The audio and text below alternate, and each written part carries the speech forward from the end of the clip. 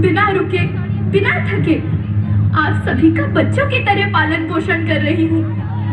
मैं तब भी थी जब आप लोग नहीं थे, और मैं तब भी रहूंगी जब आप लोग नहीं रहेंगे। पर अब ऐसा लगता है कि मैं थक रही हूँ। आपकी धरती माँ थक रही है।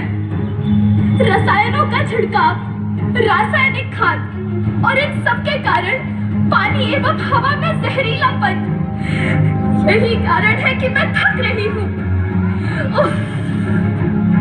क्या आप जानते हैं कि इन रसायनों के जहरीलेपन से मेरी मिट्टी वैसे ही जलती है जैसे आपके शरीर पर कोई तेजाब डाल दे। लगता है मेरे बच्चों को मेरे दुख का अंदाजा नहीं है। मेरी मिट्टी बंजर हो रही है। ये रसायन मेरी मिट्टी के उपजाऊपन को खत्म कर रहे हैं और उसमें पाए जाने वाला नमक मेरे शरीर पर मिर्च की तरह जल रहा है। मेरी फसलों की पैदावार कम हो रही है। मैं धीरे धीरे और थक रही हूँ।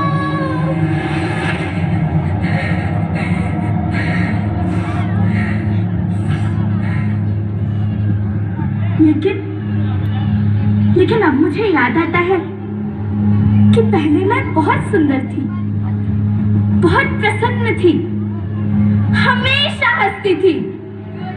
मुझे अब भी याद है।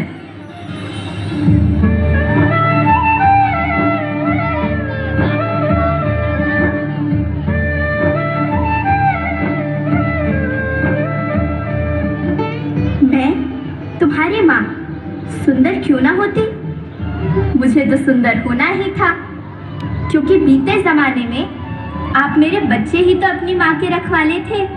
आप लोग प्राकृतिक खेती करते थे, और फिर हमारी सभ्यता में तो प्रार्थना भी धरती कल्याण की है। ओम द्यौ शांति, अंतरिक्षः शांति, पृथ्वी शांति, औषधयः शांति, वनस्पतयः शांति। ओम शांति शांति शांति।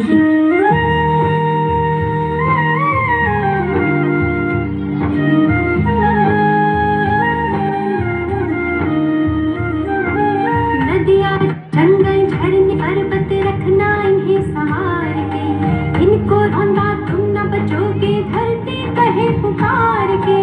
बेमौसम की वर्षा होती, कहीं पे मिट्टी बंजर बनती, बंजर मिट्टी और भी तपती, धरती कहे पुकार के।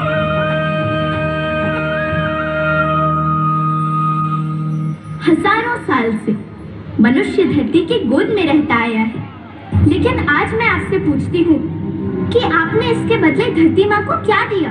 ये जहरीले रसायन और प्राकृतिक खाद जो मिट्टी को बंजर कर रहे हैं, उर्वरकता को बर्बाद कर रहे हैं।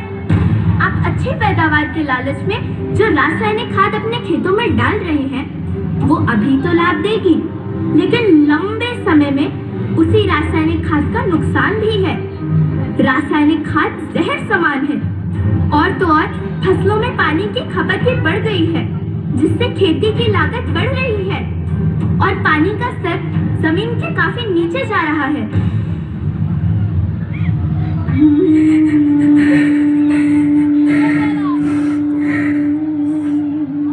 बच्चों, मैं तुम्हारी माँ हूँ। मैंने तुम्हें सुख से जीने के लिए पर्याप्त संसाधन दिए हैं, पर तुम्हारे लालच की पूर्ति के लिए नहीं दिए।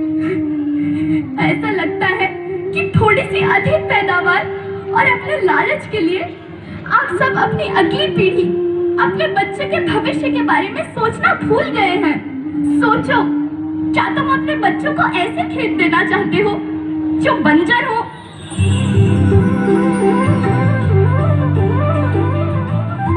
अरे तुम तो विंध्य की बेटी हो, मध्य प्रदेश की बेटी हो, भारत की बेटी हो। आओ, तुम ही मेरे बच्चों को कुछ बताओ।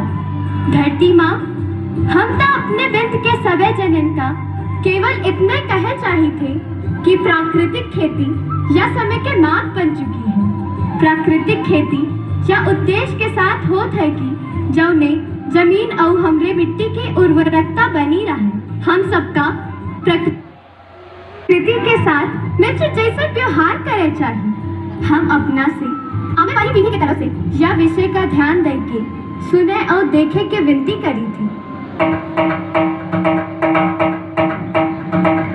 अभी न संभले मेरे बच्चे तो फिर तुम पछताओगे।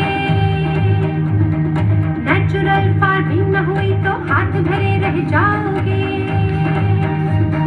माँ का शोषण कौन है करता, कौन है मिट्टी जहर से भरता। जब से जैविक खाद को छोड़ा, खुशहाली से नाता तोड़ा। अभी न संभले मेरे बच्चे तो फिर तुम पछताओगे, तो फिर तुम पछताओगे। लेकिन धरती माँ, आपको सुरक्षित और प्रसन्न रखने का उपाय क्या है? एक ही उपाय है, धरती एक, परिवार एक, भविष्य एक। इस मूल मंत्र को आत्मसात कर लो।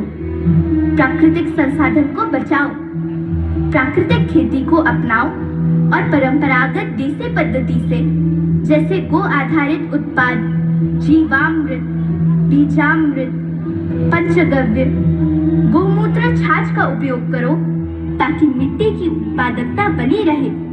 याद रखना, मैं माटी हूँ, माँ होना मेरे नाम में बसा है। पोषण करने के लिए ही मैंने जन्म लिया है। करोड़ों सालों तक धरती पर सांसों की डोर आगे बढ़ाई। पेट भरा जब सबका, तभी मैंने संतुष्टि पाई। वो माँ हूँ मैं सबकी, जिसने जन्म न देकर भी जीवन संभव बनाया। अन्नदाता मेरे पुत्र किसान, तुमने ही तो इसमें मेरा साथ निभाया। दिन रात सींच पसीने से मुझको हर मुंह तक रोटी पहुंचाई। जब तुमने माथे मुझे लगाया, मैं हरियाली बनकर मुस्काई। मिट्टी बंजर होने से या धरती के नुकसान से किसी एक देश, एक द्वीप, एक समाज या एक धर्म का नुकसान नहीं है, बल्कि सभी का है, क्योंकि सभी आपस में बंधे हैं। धरती की श्रृंखला टूटी, माला टूटी, सब बिखर जाएंगे, सब खत्म हो जाएंगे।